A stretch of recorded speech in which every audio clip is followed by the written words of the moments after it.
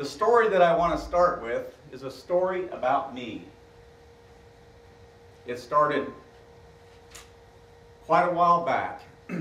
I grew up on a farm and ranch in Hays Center, Nebraska. That's over that direction. For those of you from Iowa that may not have been there.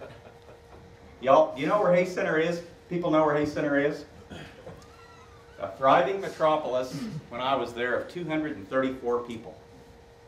24 kids in my high school class. I remember writing in my annual, I guess that's what they called them, that I wanted to make it big in the world of agriculture. I went to a junior college in Sterling, Colorado. I was going to go back and farm and ranch with my dad. I did. I graduated in March after 5 quarters at that school with an associate's degree. I farmed all summer. I decided, you know, I probably should finish my education. So I drove to Lincoln, Nebraska in my 1969 Mercury Marquis hardtop and went through general registration. I lived in a dorm and I lived in a fraternity.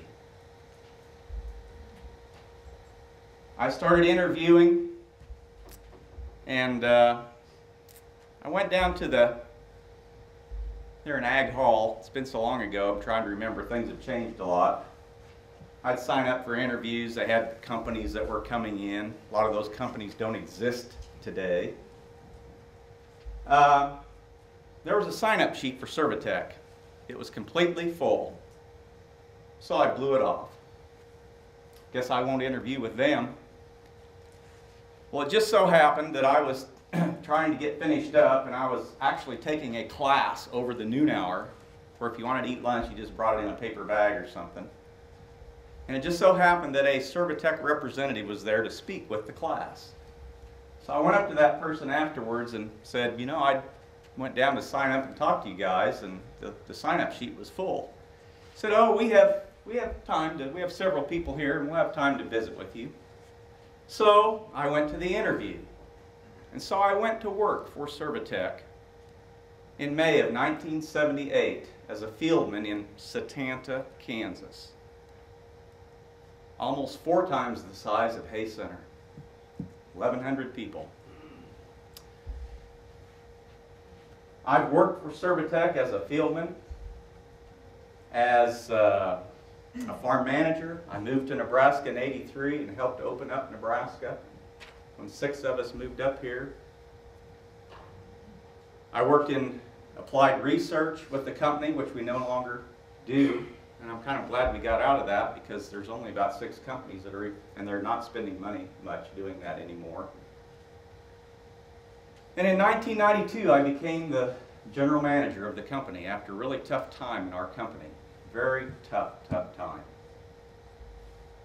And since that time, almost 20 years now, I guess, if I can do the math right, March of 2012 will be 20 years. And I've looked out across this group, and you know what? We're still in business. We're growing. Servi-Tech, and a lot of you that have been around for a long time have been very good to me. That's a great story for me. It's a story that's right here. It's let me raise a family. It's let me do things that I never dreamed that I would get to do, like going to Russia with Dave Green and doing a consulting job in Russia. Dave, you just smiled big, didn't you? That was quite a trip.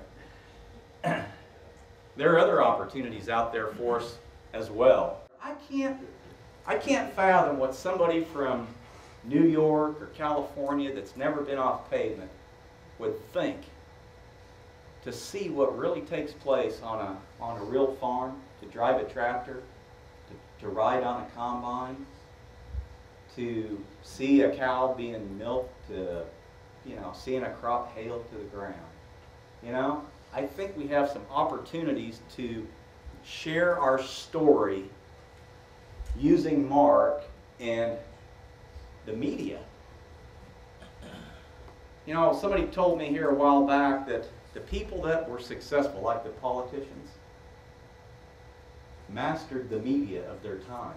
So if you think back in history, they maybe had to be good writers, or they were good on the radio, or they had a stage presence with TV. And so what is the media of today's world? It's the internet, right? We have to be a master of that to get our story out there.